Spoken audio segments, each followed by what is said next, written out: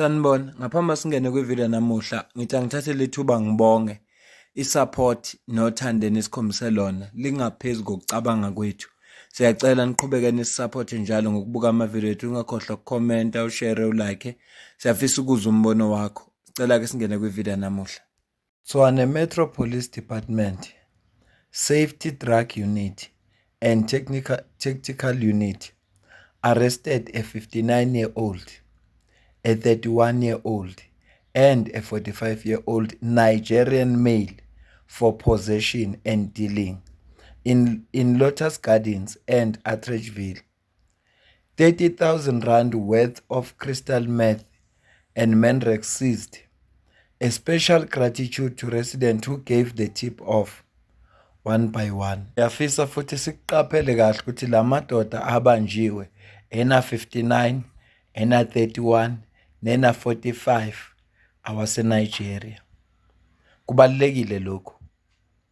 A foreign national asylum seeker has been arrested in Phoenix for possession and selling of drugs to innocent South Africans.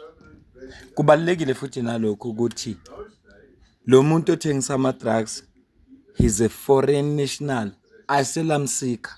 Ibaleka kakhulu le ndaba ngoba kungekudala ngifuna ukucaphunela ama video azosichazela kabanzi mayelana nomeluleki i-advisor ka-Minister of Home Affairs odabeni oluthinta ama-asylum seekers.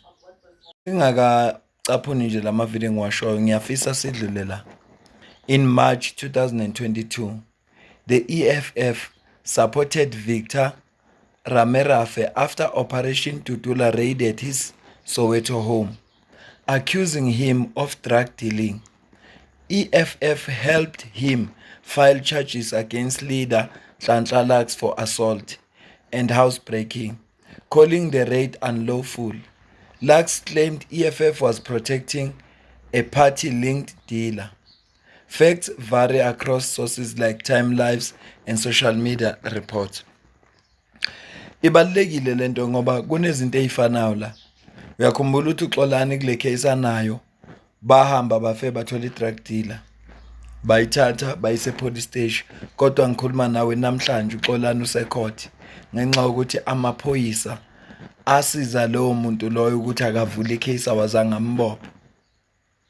Lana sithola i-EFF ngo-2022 yenza okufanayo. uNhlanhla Lux naye wakwaphawula ngalolu daba ekhuluma no-DJ Sbu ku-Hustlers Corner, wakhuluma kanje. Nonsense. Now I contribute whenever an EFF member passes away in my community. I take out my money real time and make sure that there's a dignified burial. Nhlanhla Lux fights with a drug dealer in Soweto, and because we are fighting drugs, so the people and the community identifies the houses selling nyaupe. One of the houses happens to be a secretary of the EFF, a branch secretary of the EFF, Mataseki Ataba. The community goes there full force. They go with the police registered, because I don't take part in anything that is outside the boundaries of the law. So a registered march goes there with the community. I go with the Gogos because they form part of Soweto Parliament, and I'm there to protect them, because in a drug raid anything can happen. So my responsibility in the march is to protect Bokok. So they find nothing, and it's okay. We can discuss that another time, why they found nothing at that drug dealing house, because the system is part of the drug dealing anyway. Now they find nothing. We leave. A few days later, EFF national office, the EFF deploys its national spokesperson to come down not only to the province, not only to the region, but to a ward, and say that this Nhlanhla Lux, we are going to make sure he gets arrested. He stole 300 rands from an old man's house. Shebanna. Political party. They're supposed to be advancing and bringing about solutions for the people. They are here to make sure that they put stumbling blocks and hurdles in the way of the people that are actually helping the people. These political parties are very short-sighted. Now I'm subjected to running around, going to court. Apparently I stole 300 rands. 300 from a drug dealer's house with the police. Because I was with the police the whole time in that march. And what makes it worse, that man I didn't even speak to on the day. But in court, he testifies, yeah, Wang Bamba and the EFF, yeah, le. Like, this is anarchy. But I can't blame the EFF supporters because they're just intoxicated half the time by false leadership, because politics in general is just false leadership. It's not true leadership. True leadership is African leadership.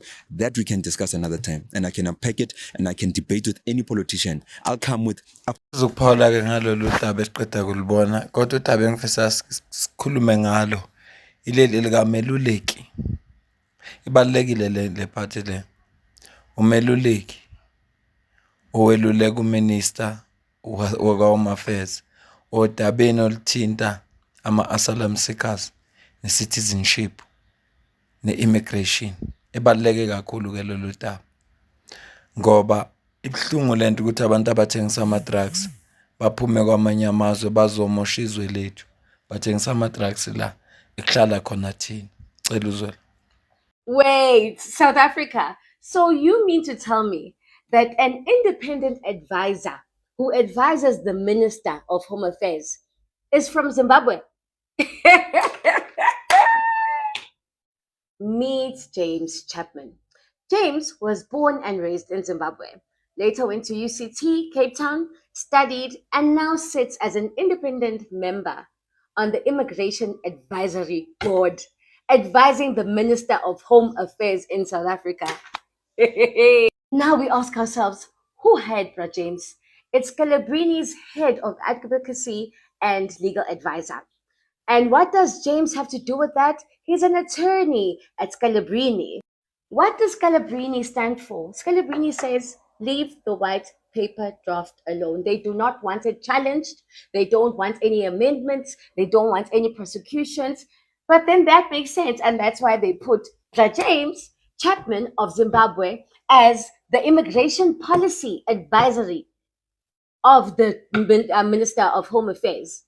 As an independent member, independently from another country, you go and advise the minister of that country on immigration, asylum, and the policies of that country. We have the skill sets. So this is not a xenophobic and don't conversation. It is simply about people getting positions and jobs in countries where there are citizens of that country that are well educated and capable of sitting in those positions, because South Africans are just allowing this to happen. So where does it leave us with the petition that we are signing? Where does it leave us with our commentary and our suggestions to the Minister of Home Affairs if his independent advisor is a chap from Zimbabwe? Icon. Things need to change. We need to change this governance. Asoze. We stay losing because all of these things that are happening behind closed doors, we are not privy to. But Leona, sit on that. Do you guys know who advises the Home Affairs Minister on immigration and whether they are even South African? Let's talk about it. Sanibonani igama lami nguPrince Mthombeni uMaduma, co-founder of South Africans for Constitutional Reform. Now, this video is about facts and what our law currently allows. What is the Immigration Advisory Board? Its role is to advise the Home Affairs Minister on immigration policy and regulations. We all know advice matters because advice shapes law. But here's a key fact many people are missing. This board is not legally required to be made up only of South Africans. Yes. As a result, it includes individuals who are not South African born, including immigration practitioners like Andreas Krensel, who trained and practiced internationally. That is permitted under the current Immigration Act. It also includes people whose work involves challenging Home Affairs in court and advocating for expanded migrant access. One example is James Chapman, a lawyer and head of advocacy at the Scalabrini Center of Cape Town. The Scalabrini Center has been involved in multiple court cases against the Department of Home Affairs and has advocated for migrants to access state services. This brings us to the real serious issue. How does a legal framework allow individuals who litigate against Home Affairs to advise the Minister on immigration policy? Now, please don't get me wrong. This is not a personal attack to those individuals. It's about whether our law permits conflict of interest in institutions that shape national policy. By the way, guys, the issue is not nationality alone. The issue is alignment, accountability, and who our immigration law empowers. You can believe in human dignity. You can believe in the rule of law and still believe South Africa's immigration policy should be shaped first and foremost by South Africans. That is not xenophobia. That is sovereignty. And until the law itself is confronted, this debate will keep repeating and nothing will change. Sibambe le video la. Ngiyacela ukuzuphola kwakho la comment section. Ngizwe ukuthi wena ubona kanjani kulolu daba nje silixoxayo.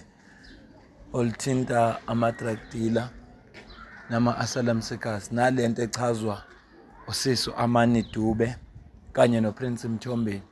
Ngibafake ngobobabili ngamabomu noma ngazi ukuthi bakhuluma ngesihloko esisodwa ukuthi babeka izinto ngendlela engafani. Kodwa uma uzwa abantu ababeka izinto ngendlela engafani kodwa ekugcineni besho into eyodwa iba interesting kakhulu leyo nto leyo.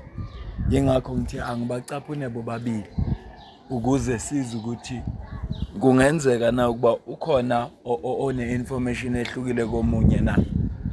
Ngiyacela ukuziphola kwakho ngizwe ukuthi wena ubona kanjani lolu daba nje silixoxayo. Ngale kalokho mina nawe asidibane kwivideo elandelayo. Ungakhohlwa ucomment, ushare, ulike, usubscribe. Ngiyabonga.